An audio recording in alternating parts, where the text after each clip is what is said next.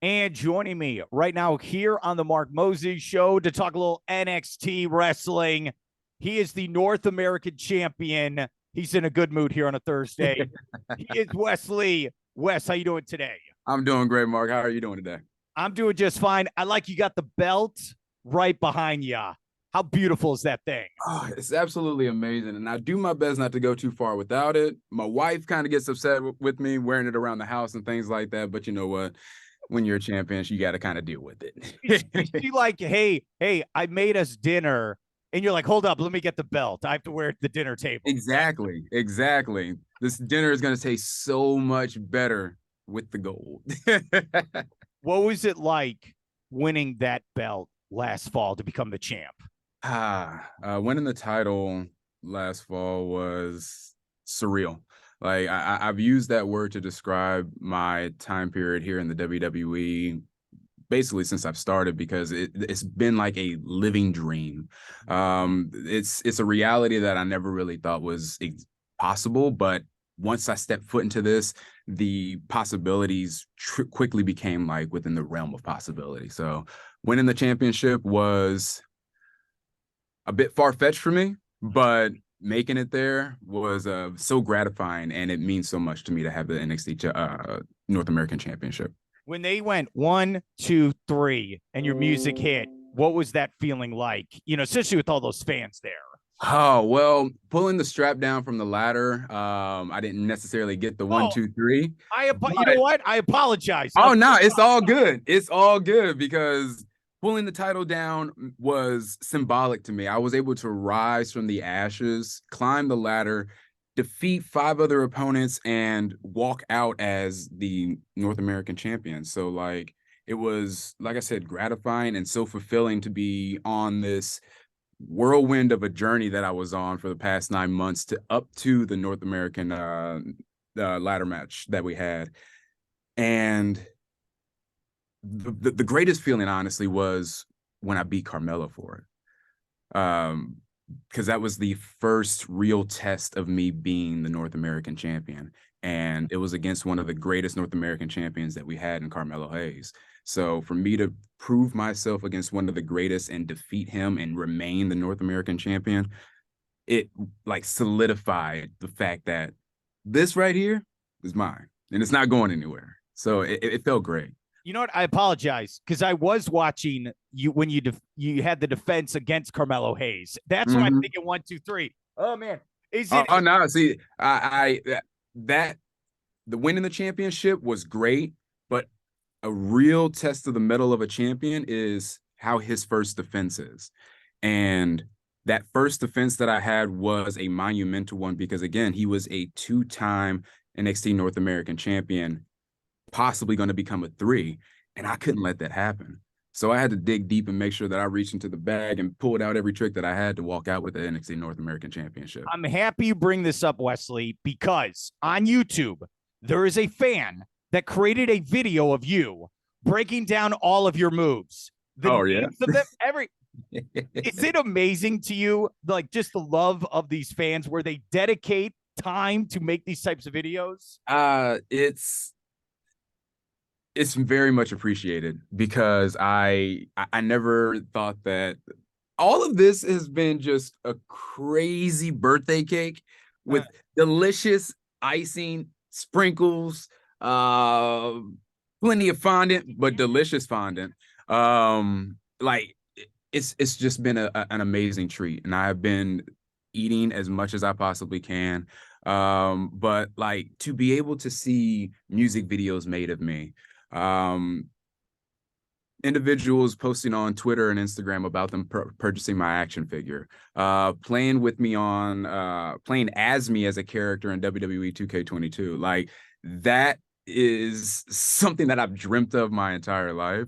I used to create myself in video games. I used to like custom make myself in figures, and like I would make my own music videos. So like for someone to go and dedicate the amount of time that I know that it took for me to do it, for them to do that for me, like, thank you. Thank you on the highest level. To anyone that is able to see it right now through this interview, thank you. from the top, middle, and bottom of my heart. Thank you. Where are these music videos? Are they I need to buried? see them. I need to see them. If they're all out there, tag me. Let me see them, and I will repost and give as much love because I love that. Like, I love the appreciation from fans because without them, this really wouldn't mean anything. Like, we'd be out there performing for an empty stadium.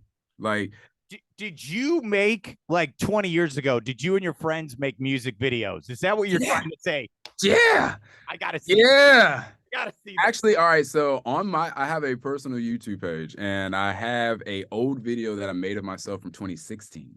So like, anyone that's watching this video, I'll go ahead and repost that on my Twitter so that you can go back and see my efforts of making a music video. And then if you guys want to make a better one, you can try. All right. There's one move I wanted to ask you about.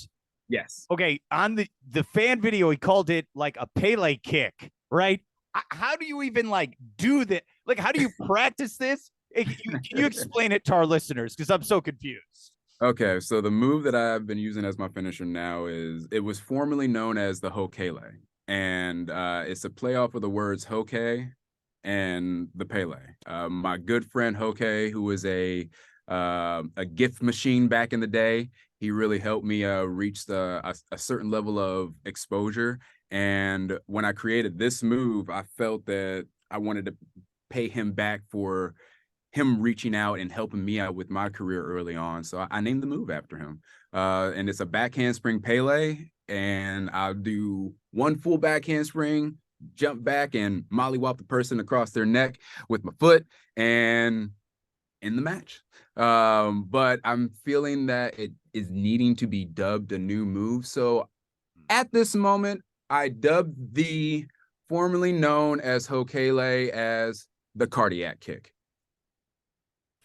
How long do you practice this kick? Because I mean, because this is not an easy move in your arsenal. So how do you practice doing that? I wear myself out through training first, and then I make sure that I'm able to hit my finishing move at any point in time, from any point in the ring, at any angle. I make sure that my finish is able to be utilized at a moment's notice because I never know when I have the opportunity to utilize it. So I got to practice it, and I got to make sure that I can do it when I'm tired too, because I'm flipping. I'm flipping. So what was your background growing up? Because you're a very athletic guy. Like, did you play football, basketball? Were you in gymnastics? If you could tell us. So my mother was rather protective of me growing up. I was a smaller kid growing up, so I didn't really have the opportunity to play too many sports. Basketball was out of the question. Football was somewhat out of the question as well because I was born with a heart murmur. So there were a lot of medical reasons why I could not play sports. So a lot of the things that I ended up learning were self-taught from either movies or just from a common knowledge between shared friends. Like, I lived in an area where I had many athletic friends as well, and tumbling was something that was a thing that we used to do in our neighborhood.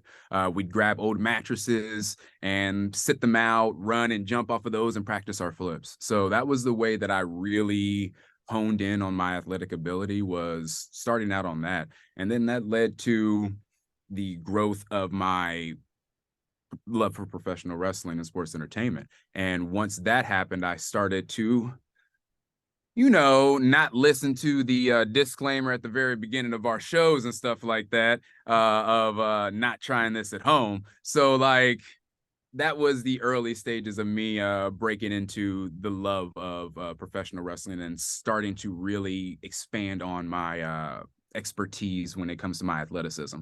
But a lot of it was self-taught, watching a lot of the Power Rangers, a lot of Jackie Chan movies, Jet Li, Bruce Lee, Tony Jaa, Scott Adkins, a lot of those people. Dude, you win for best answer ever. I've had a lot of NXT superstars on. That was the most unique answer I've ever heard. I love it. Well, I mean, I have a rather unique life, so I hope hopefully my answers will be unique. Who's your favorite Power Ranger then? Would you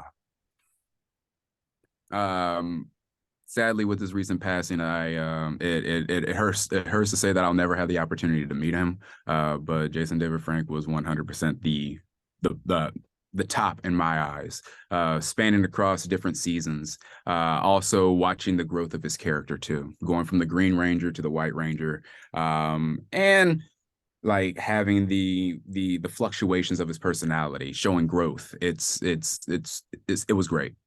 I love how you went real serious. It's very sad he passed away, but all right, now he's asking me the real questions. This is what I Yeah. want to talk.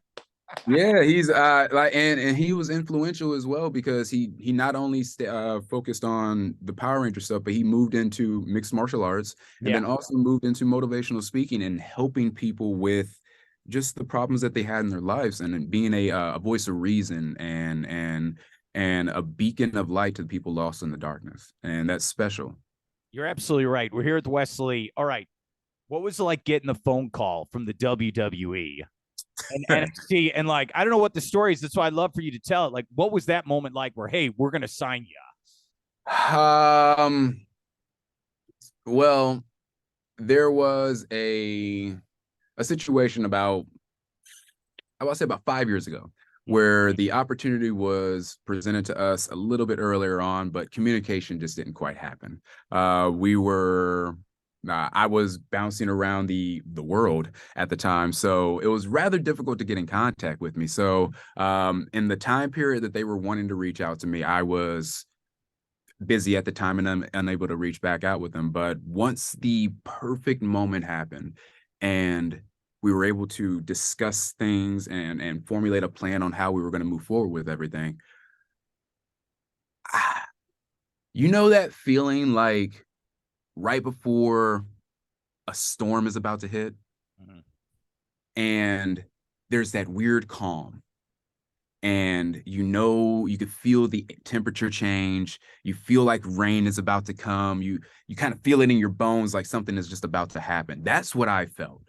But there was never any rain clouds, there was never a storm, there was just a calm over my presence in this lifetime. And it was like, okay, you're where you need to be now. And now you're going to be doing what you're supposed to do. Follow through with it, with everything that you have, and your life will be the way that you want it to be. And having that phone call, just really let me know that I was on the proper path. And oh yeah, there were some tears. There were some tears. There was some jumping. Like hugging the wife, spinning her around until she was dizzy. It was a celebration. It was a huge celebration because of all of the sacrifices and things that I have lost on this path to make it here. It's been a rough journey, and I can't say that things are going to continue to be smooth sailing, but right now I feel that I'm prepared for any obstacle that's in front of me right now. I could tell you're excited for the future. You are. I could tell, man. Why aren't you a motivational speaker? That was fantastic, dude.